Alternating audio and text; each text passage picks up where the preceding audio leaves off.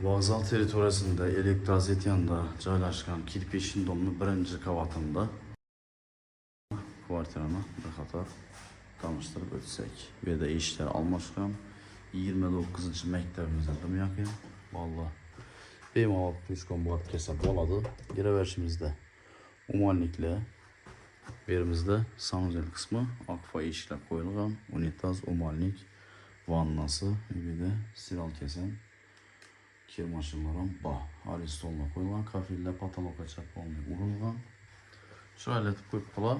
Yanimizda prixoshcha qismi pastlarimiz pol qilingan, mer pishgan g'ishtdan solingan 3 qavatli binoning birinchi qavatida joylashgan ekan.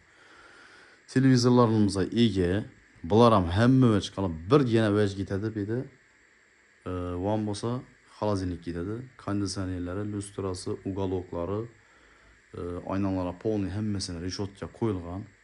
Bir ikki tarafa qaragan ekan aynasi, yonbosh ham oldi tarafina. Bu yerimizda yana qo'l qismi bemalol chaypoy ichib o'tirsa bo'ladi. Bu yonimizda spalni qismi. Spalnimizda yana ham miraboydan chiqqan, shunday etib qo'yibdilar. Arka tarafında bog'lar ham bo'lishi kerak. Bog'larning bor ekan bu yerda. Kalimon desa.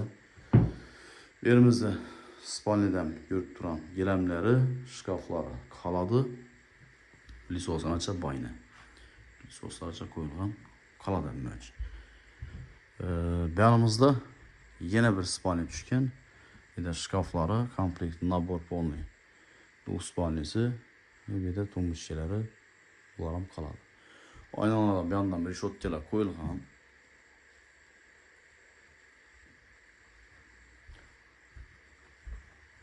Yerimizda endi kuxnya qismini o'tib ko'ramiz. Kuxnya qismida podvalga ega ekan bu yerda. Odam bo'yli podvali bor. Keyin shunda podval bor. Shu xolodilnikimiz ketadi ekan. Qolgan bu yerda kuxnilari, gaz plitalari hamma o'zi qoladi.